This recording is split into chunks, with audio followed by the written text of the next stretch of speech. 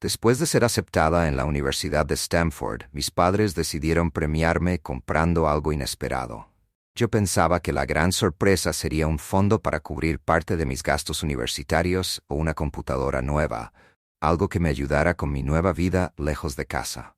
Pero el día que llegó el regalo, quedé en shock. Mis padres habían decidido comprar una casa de vacaciones. Sí, una casa en la playa, a varias horas de donde vivíamos y a miles de kilómetros de donde yo estaría estudiando. Ese día, mientras los escuchaba hablar emocionados sobre el gran plan familiar, mi mente estaba en blanco, incapaz de procesar lo que estaba pasando. Mis padres no dejaban de hablar de cómo la propiedad sería un lugar para que todos disfrutáramos, sin ver el absurdo en la situación. Estaba a punto de mudarme a otro estado, con necesidades inmediatas para comenzar mi vida universitaria, y ellos estaban gastando el dinero en una casa de playa que apenas usarían. Pensamos que podría ser un buen lugar para relajarnos cuando vuelvas en las vacaciones, me dijo mi madre con una sonrisa, mientras yo intentaba mantener una expresión neutral. Mi padre, visiblemente orgulloso de su inversión, añadió que esa casa era una excelente oportunidad y que estaba seguro de que yo también disfrutaría los beneficios. Stanford es un logro enorme, cariño, y queríamos darte algo significativo, explicó mi madre. Pero, ¿significativo para quién? ¿Cómo podía significar algo para mí una casa a la que iría quizás 2 o 3 veces al año, cuando ni siquiera tenía cubiertas mis necesidades básicas para estudiar? En ese momento, comprendí que la decisión no tenía nada que ver conmigo ni con mis logros. Era una inversión que ellos querían hacer desde hace tiempo y simplemente la estaban disfrazando como un regalo. En los días siguientes, intenté hablar con ellos sobre mis preocupaciones. Les expliqué que la matrícula y los gastos de Stanford eran elevados y que había muchos costos que, aunque cubría con becas y ayudas, no estaban completamente financiados. También les mencioné lo importante que era para mí contar con algo de dinero para la mudanza, los materiales y para poder concentrarme en mis estudios sin preocuparme constantemente por el dinero. Pero cada vez que intentaba abordar el tema, mis padres lo evitaban o me decían que estaba exagerando. Eres muy joven para preocuparte tanto por los gastos, hija. Nos ocuparemos de todo cuando sea necesario, me respondían. Pero el problema era que nunca parecían ocuparse de todo, sino solo de lo que ellos consideraban importante. Mientras tanto, yo veía cómo el tiempo pasaba y mis preocupaciones aumentaban. Stanford era mi sueño, y sabía que si no lograba tener cierta independencia financiera, los próximos años serían una lucha constante. Mi frustración llegó a su punto máximo unas semanas antes de que comenzara el semestre. Me enteré de que la casa en la playa estaba teniendo renovaciones y mejoras, lo cual implicaba aún más gastos. Estaban invirtiendo una cantidad considerable de dinero en un proyecto que ni siquiera estaba relacionado con mi educación ni mi futuro, mientras yo seguía preocupada por conseguir los recursos básicos para instalarme en mi nueva universidad. Entonces decidí que si no podía contar con su apoyo, tendría que buscar una solución por mi cuenta. Empecé a buscar trabajos de medio tiempo y becas adicionales para cubrir lo que mis padres se negaban a financiar. No era la situación ideal, ya que sabía que estudiar en Stanford demandaría mucha de mi energía y tiempo, pero no podía dejar que su falta de apoyo saboteara mis planes. Fue un proceso duro, lleno de estrés y noches sin dormir, pero conseguí una beca adicional que, aunque no cubría todo, al menos me daba un poco de alivio. Finalmente, llegó el día de mi partida a Stanford. Mis padres, entusiasmados, me acompañaron al aeropuerto y me llenaron de abrazos y palabras de orgullo, pero la herida de su indiferencia hacia mis necesidades seguía abierta. Cuando el avión despegó, sentí una mezcla de libertad y tristeza. Sabía que estaba dejando atrás algo más que mi hogar. Estaba dejando atrás las expectativas que siempre tuve de mi relación con ellos. Mi primer semestre en Stanford fue un desafío constante. Las demandas académicas eran altísimas y la presión por adaptarme a la vida universitaria, sumada a las preocupaciones financieras, me mantuvo en un estado de ansiedad constante. Trabajaba en un café local algunas tardes y fines de semana, y aunque era agotador, me daba cierta tranquilidad saber que al menos podía contar conmigo misma para salir adelante. Durante las vacaciones de invierno, regresé a casa con la esperanza de tener una conversación sincera con mis padres. Me había dado cuenta de que guardaba mucho resentimiento hacia ellos y necesitaba confrontar lo que sentía. Pero cuando llegué, me encontré con una sorpresa. Toda la familia estaba reunida en la famosa casa de playa. Mis padres me habían llevado directamente allí, esperando que pasara las vacaciones en nuestro nuevo refugio. Desde el momento en que puse un pie en aquella casa, sentí que algo estaba mal. Era una propiedad hermosa, sí, con una vista impresionante y decorada con todo el lujo que a mis padres les gustaba. Pero mientras ellos mostraban cada rincón con orgullo, mis pensamientos solo giraban en torno a una pregunta. ¿Qué tanto habrían gastado en todo eso?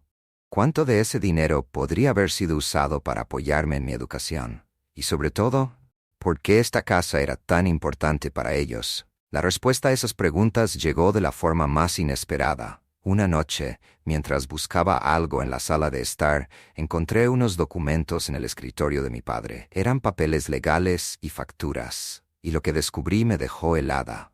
Mis padres tenían deudas mucho mayores de lo que habían dicho. La casa de playa no era solo una inversión ni un premio por mis logros. Era un intento desesperado de salvar su imagen y sus finanzas, una apuesta para vender o alquilar la propiedad en el futuro y salir de las deudas en las que estaban metidos. De repente, todo tuvo sentido. El desinterés en mis necesidades universitarias, la evasión constante de mis preguntas sobre el financiamiento de mis estudios y su insistencia en que me ocupara de otras cosas. Mis padres no me estaban premiando por entrar a Stanford. Estaban usando mi éxito como una justificación para tomar decisiones financieras arriesgadas. Sentí una mezcla de rabia y tristeza. La imagen de apoyo y sacrificio que siempre pensé que ellos tenían se desmoronaba frente a mí, revelando una realidad mucho más egoísta y complicada. Esa noche confronté a mis padres. Les dije que sabía sobre sus deudas y sobre la verdadera razón detrás de la compra de la casa. Al principio, intentaron negarlo, pero cuando vieron que yo tenía pruebas, mi padre finalmente admitió la verdad. Me confesó que habían estado en problemas financieros durante años y que veían en esa propiedad una última oportunidad para recuperarse. También me dijo que confiaba en que yo, con mis logros académicos y profesionales futuros, podría ayudar a la familia. Esa última frase fue la gota que colmó el vaso. No solo no planeaban ayudarme, sino que además tenían expectativas de que yo, en el futuro, asumiera parte de sus responsabilidades. Me sentí traicionada y utilizada. Era como si mis logros, mis sueños y mi esfuerzo no importaran. Solo era una pieza en su plan para resolver problemas que ni siquiera me correspondían. Decidí que no podía seguir dependiendo de ellos. Terminadas las vacaciones, regresé a Stanford y busqué ayuda en la universidad para conseguir más becas y financiamiento. Trabajé más duro que nunca, pero logré mantenerme, y cada logro fue una prueba de que no necesitaba el apoyo de mis padres para salir adelante. A medida que pasaba el tiempo, me di cuenta de que había ganado algo mucho más valioso, la independencia y la determinación para construir mi propio futuro, lejos de las expectativas y los errores de otros. A medida que avanzaban los semestres en Stanford, me fui volviendo más independiente y autosuficiente. No fue fácil. Cada clase, cada trabajo y cada compromiso fuera de los estudios requería toda mi energía y determinación. Aprendí a hacer malabares entre las responsabilidades académicas y laborales, a vivir con un presupuesto ajustado y a tomar decisiones difíciles sin el respaldo de mis padres. Pero, irónicamente, esa situación me enseñó algo que ninguna universidad ni libro podría enseñarme: cómo ser verdaderamente libre y autosuficiente. Mientras mis compañeros pasaban las vacaciones de verano con sus familias o viajaban, yo trabajaba horas extras y tomaba cursos adicionales para ganar créditos. Estaba decidida a avanzar lo más que pudiera, no solo para graduarme a tiempo, sino para salir con las habilidades y experiencias que necesitaba para construir mi futuro sin depender de nadie más. Con el tiempo, conocí a personas que, como yo, habían tenido que luchar para llegar hasta allí. Algunos venían de familias con bajos ingresos, otros eran inmigrantes o primeros en sus familias en asistir a la universidad. Compartir experiencias con ellos me ayudó a comprender que no estaba sola en esta batalla, y que mis logros, aunque nacían de la adversidad, eran una fuente de fortaleza. Encontré en esos amigos una segunda familia, una red de apoyo que me impulsaba a seguir adelante. Con ellos compartía no solo el estrés de los exámenes y las largas noches de estudio, sino también la certeza de que nuestros esfuerzos nos llevarían lejos. Un año después de haber descubierto la situación financiera de mis padres, recibí una llamada de mi madre. Al principio pensé que solo quería saber cómo iba la universidad, pero en cuanto comenzamos a hablar, noté la urgencia en su voz. Después de intercambiar un par de frases superficiales, soltó la razón de su llamada. Necesitamos que vuelvas a casa por unos días. Hay algo importante que debemos discutir. Mi estómago se revolvió de inmediato. Sabía que algo andaba mal, pero no estaba segura de qué podía ser. Cuando llegué a casa, mis padres me revelaron que la situación financiera había empeorado. La casa en la playa no había sido el salvavidas que esperaban. Las deudas se habían acumulado y las opciones de venta eran pocas, especialmente porque la propiedad había perdido valor en el mercado.